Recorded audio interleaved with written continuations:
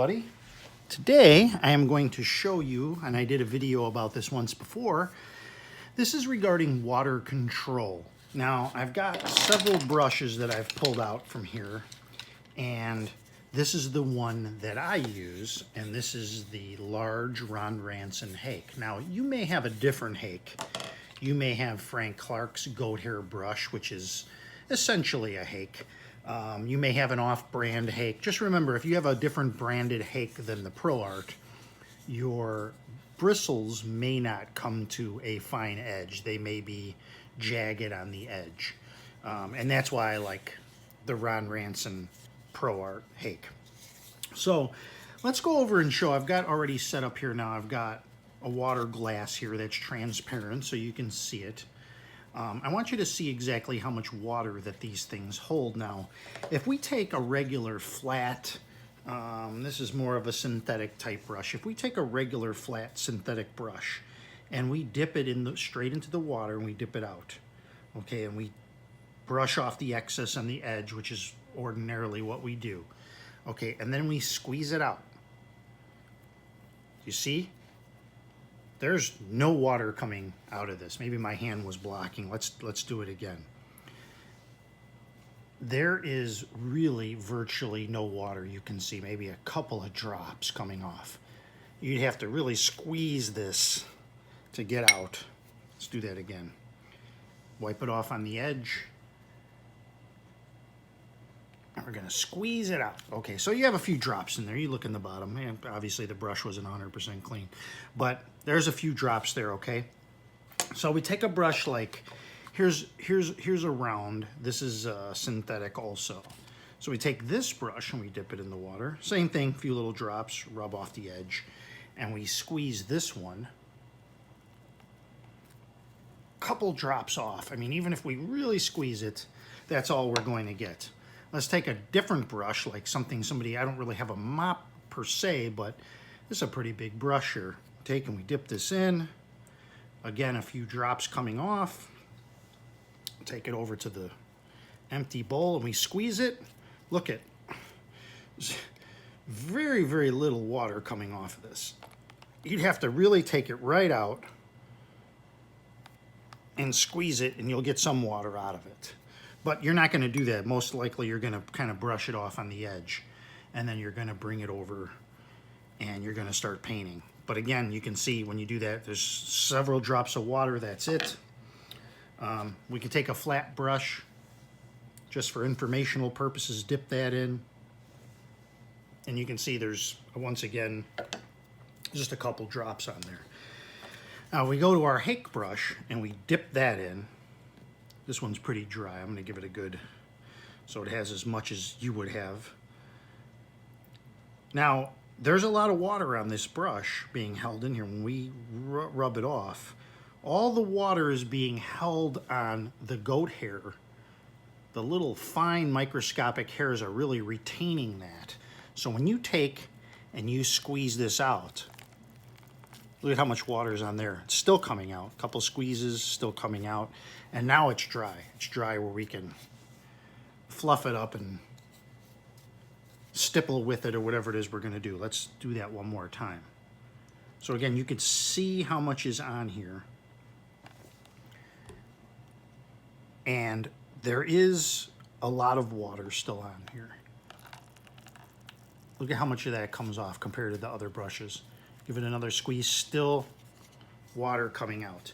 So that gives you an idea of how much this brush holds. So when you're painting, initially what you're going to want to do, and this is the important part of this. Now, a friend of ours from the Ron Ranson Facebook group painting, Lois Davidson, did a video like this, and you really need to check her channel out. She hasn't been painting with watercolors for a long time, and she's really taken off as far as her skills go. Somebody that would be really, really important to learn from. She does the more traditional, transparent, classic type of watercolors, unlike me, where I lay it on pretty heavy. I'm not the classical type. But she does the classic transparent type. You know, if you like Seago and those kind of guys, you're going to want to check her channel out. And she did a video like this on water control. I had done one a few months ago, about 6 months ago, and I understand that this is probably the most challenging part of this. So this, if you're going to take anything out of this, this is what you want to take out of it. When you first start painting, you're going to dip your brush into the water. When you wet your paper down, you're going to have a full-on load of water on your Hake brush. And this is probably the only time you're going to do this aside from washing your brush. Now, once you start painting, and again, we'll go to the transparent glass again. Watch how little I'm going to dip in here. Say your hairs of your brush are like this because you've been painting. When you just dip the tips in, look at, watch. It brings the hairs back together again. I don't have to dip the whole brush in. Okay, and then when you run it along the side, you now have a straight edge brush. So again, if you're like this and you're painting and you want to bring those hairs together, you're not going to do a full plunge anymore. You've already gotten far in the painting. You're going to have way too much water on your paper. You're going to dip just the tips in, and you will get again a straight edge on your Hake brush. And the way that you remove excesses off the lip of whatever container that you're using, you're going to remove the excess. You push it a little harder, a little more comes off. But whenever you dip for the rest of your painting, unless you're washing your brush, you're only going to dip in about a 1/16 to an 1/8 of an inch. Because now watch how much water's on here. Well, let's dry it, and let's just dip the tips in. Okay, so we've just dipped in the tips, so I haven't wiped it or anything. Look how much water is on there just from the tip alone. So just dip in. If you can just dip maybe even the corner of the brush, just slightly, look at, just dipping a little bit in there. It will go up those hairs. And look how much water's in there just from dipping the tip in there. Here's Frank Clark's Simply Painting brush. Same thing again. Dip that in there because it's goat hair. Tons and tons of water on there. So even with this brush, you just want to dip the tips in there and get the tips wet. So look how much water is in here now. You could almost use this to wash your brushes. So that's it on that, and maybe we'll go to a painting, so stand by. Okay, we are back and we are ready to do a painting based on what I just showed you regarding water control with the brushes. Now, I'm going to use the glass again so you guys can see. And there is my full Hake load. Now, if you don't want this dripping all over, you can run it off the edge. You could really dip it in there if you want to, but you can drip it off the edge. Now, if you do it the way that I do it, you can use this to wet your paper down. Now, it's hard to see on here. This is where, you know, when I first started, a lot of people said, oh, you got to just do it. You know, this part here would be true because it's hard to see in a camera how much water is on the paper. That's why I say use the 3-time method. So we will dip and run it off the edge again, all the way across. How much should I wet my paper? This is as close as I can get you to that answer. And here's a 3rd time. Now it's pretty wet. So this, you can let it sit for a few seconds, 30 seconds maybe. A little paint coming off the edge of my board. And you will start to see the shine from the paper start to go away. You don't want to wait too long for this. Okay, so now I still have the same amount of water on my brush. Now, depending on what you're doing, I mean, you could use what's there to do your sky, but we're going to start with sky. So I'm going to dip it in again just to show you that we can start off this way. We're going to run off the edge, off the edge of the glass. We're going to take our raw sienna, okay? And we're just going to make a nice coating all the way down because I want to keep this as simple as possible. You can do the random sort of, you know, areas of where you think you're going to have certain background-y type things. But for the most part, we're going to keep it even. Very light amount. If you use too much, you're going to have a yellow backgroundy looking painting. Now, while that's still wet, and you're going to want to take and wash off your brush. Now, I use this, when you wash off the brush, you wiggle it in the water and then clean off the edge. We're still working on the sky, so we're still working with a full hake of water. The most water we're going to work with is when we're doing our sky. So next we're going to take some blue. You can use ultramarine. I like to mix just a little Payne's gray with it. I think blue by itself is kind of a fakey looking sky. And this you can do little strokes. Get that in there, and at this point just leave it. I'm going to take off just a little bit of running down the page because I keep mine vertical. You can keep yours straight up and down, flat, whatever, horizontal. And again, now if you know you're going to be doing some water down below, you can add a little bit of that. If you don't, you change your mind later, it's okay. But we have a little bit of water peek, a little light peeking through that cloud there. Hopefully that stays. But doing this sort of randomness with the blue, let the watercolor do the work. Now, I have not dipped this back in 100%. And now at this point, I won't anymore, unless it's to clean the brush.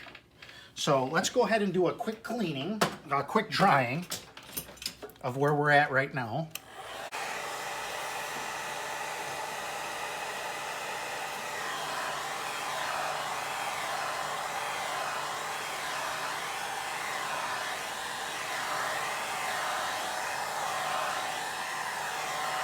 Now, obviously, as you get more adept with this, you will make better clouds, more distinctive things. This is just more for background element. Don't overcomplicate yourself.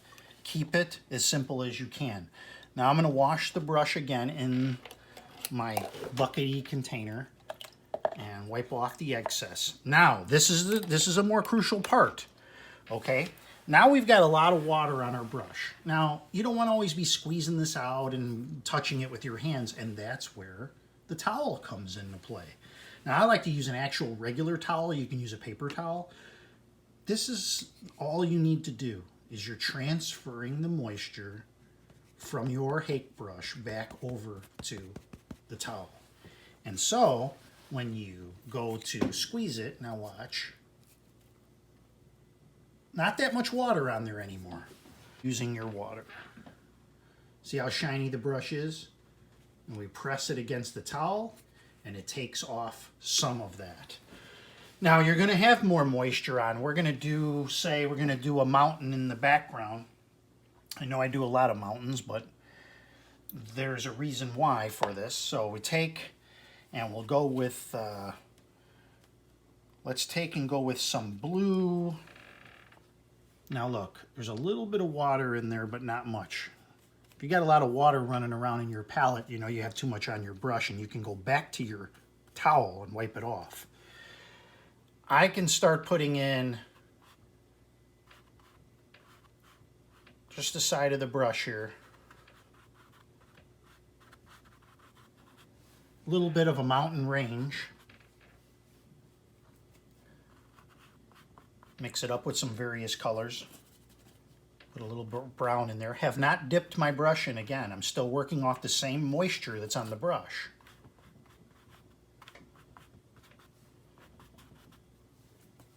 And so now we have a lot of paint and we have a lot of moisture on this brush.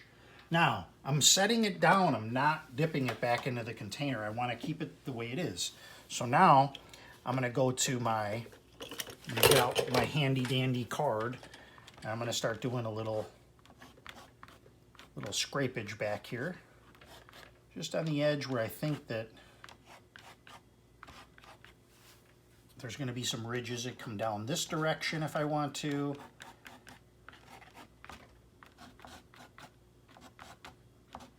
Create some dimensions to this. And we've created a little bit of a mountain ridge scene here. Now I'm going to come back to same hake. And I'm just going to add a little bit of Payne's gray, a little bit of brown. I'm just going to start putting in, maybe brown was the wrong way, but that's okay. Just a little more Payne's gray. We'll just create some darker, shadowy areas just to kind of make those little peaks stand out. Okay, hopefully you can see that. Let's get in there. You see? Now, we got a little bit of paint running down, and that is what's good to keep in handy for your paper towel. So the paper towel you can actually blot, unless you want that to run off, you can blot off the excess. Another thing that I like to do is I'll give my mountain a little bit of a spray with a spray bottle. Keeps it wet. It actually kind of breaks up some little areas. But it reopens it too. You can dab off a little bit so you can add some other things. But now you can see this nice mountain area that we have. Let's go back to our Hake brush. Now that we have this, you see we can start doing some trees along the bottom here. We could take some of our cad yellow and we can take some blue and a little bit of Payne's gray, and we can create some foliage down here. You see? Add a little bit more yellow, a little bit more blue, create some dimension there. Now, let's just say for kicks we want to go back to yellow now. See, I have blue and green on here, so we have to wash our brush. So we're going to have to go into this, wipe the edge. Step 2. Step 3 is we're going to dry the brush. Now we're dry. We're dry and we're clean. So this is the moment when we have to dip back into our glass. We have to re-wet the brush, not the whole thing, but just some. This is an after cleaning. We don't want as much water on there, so I'm wiping a little bit more off. And now we can go to a nice clean color. We can go to like a cad yellow mixed with a little raw sienna, and we can do, you know, sort of a field down here. And we can have a field of sort of greens down here. Leave some white in there. Now I'm not doing water on the bottom here. I'm just doing some more of a field here. This is running into there a little bit. That's okay. That's all good. We can always come back with a little bit of green and dab a little bit in there, but it's good to mix in those colors together. And the reason I went with yellow here is because I'm going to come back as this dries, and we're going to add some. We can do a quick sweep. We can do little dabs, and we can create some trees and tree lines there. And mix that up, and then we have the yellow showing through underneath, and we're going from light to dark. Now at this point, if you want to, you can put in a tree. You can have a tree off to the side. Then you're going to go to browns. I don't clean my brush after this. I go to the next color, and I make me a nice tree color, blue, brown, and then I would put in, you know, a tree. Now if I start putting in and I notice, look at my brush is dry. This is when I'm going to go back to this water, and I'm going to do the one I showed you earlier. Just touch the tips together. Look at what just happened. And wipe that off. Isn't that beautiful? Now we have enough water on our brush to get our tree in there. If you go, oh, that's too much water, then what do? Look, here comes the towel. This should be sitting on your lap, and just touch it. Total water Hake control. Now, as you've done the Hake brush, you're going to have to put that down because you're going to want to do some branches on your tree. So we're going to go to our seldom used brush collection. We'll get out this. This has so little holding of water. It's the so complete opposite of your Hake brush. It'll actually make you want to pull your hair out. Dip that thing in the water. like it's nobody's business. We want that thing as wet as possible to make ink. Now, if you're coming over and you already have experience with other brushes, you don't need to know this. But if you're a beginner totally in watercolor, obviously, you got to get a lot of paint and water on that brush so that you do not run out in the middle of a couple of branches. Look and see how that one looks a little broke up, but that's okay. There's nothing wrong with it looking like that, but you want a solid line, you got to have a lot of paint on that liner or rigger brush.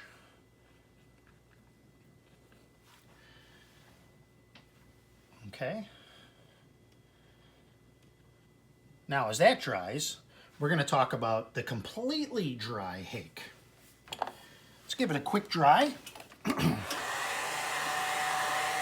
Matter of fact, while it's drying, we're going to multitask. We're going to take our card and we're going to go, and we're going to create a little, it works better if you make the sound. All right. I'll put it over here. I don't want to block too much of this mountain coming in. Now, this is where you're going to want your Hake to be dry. You can wipe it on this towel until it looks like one of those little things on the end of the pencil, the little dolls, troll dolls or whatever they call them. That's what you want, because each one of these bristles is going to make a leaf for you. So, you're going to dip that into some neat paint. And then just bash it and turn your brush. It'll make different patterns. Turn. Turn. Now, that's just our light color. That's just our light color. We're going to add a little blue now. Do not wash the brush. Now we've got some green, because blue and yellow make green.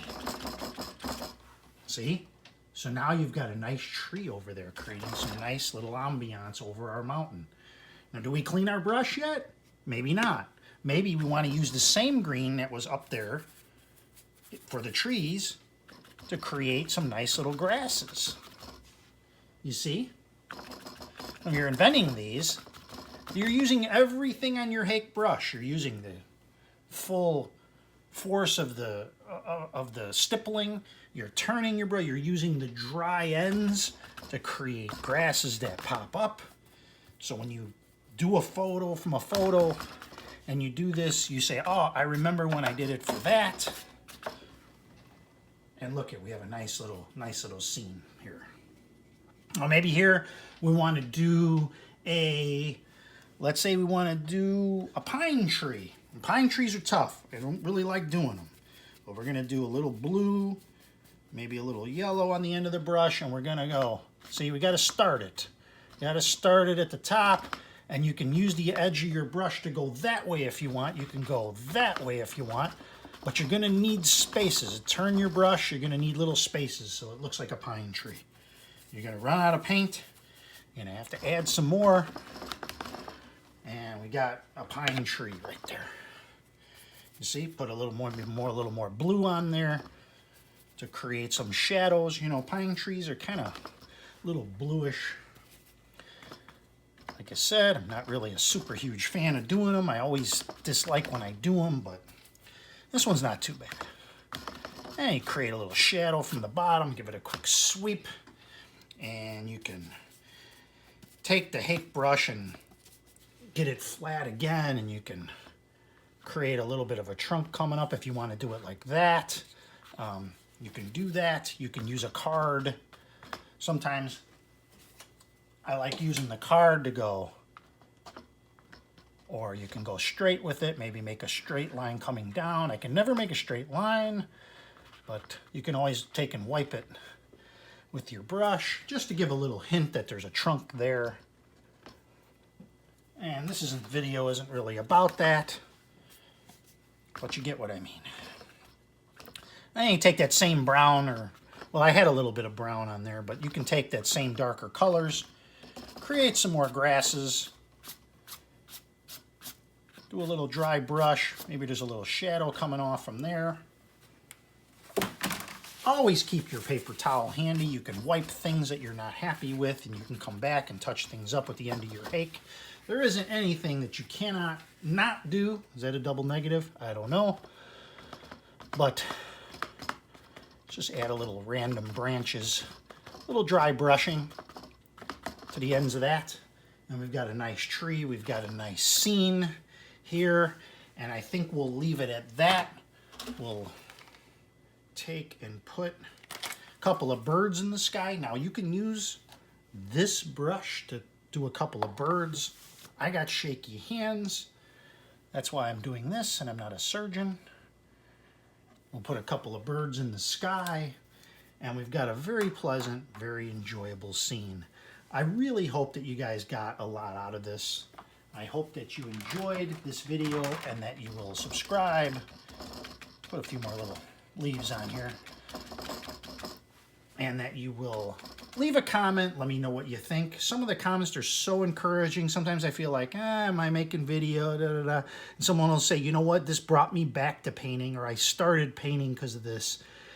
And honestly, that's like the best thing that I could hear, because I enjoy it so much. It's brought a lot of joy into my life, painting. And that's all I want to see, is other people enjoy and have an outlet into this. And that's it. Thank you, everybody, for watching. You take care and you have a great day.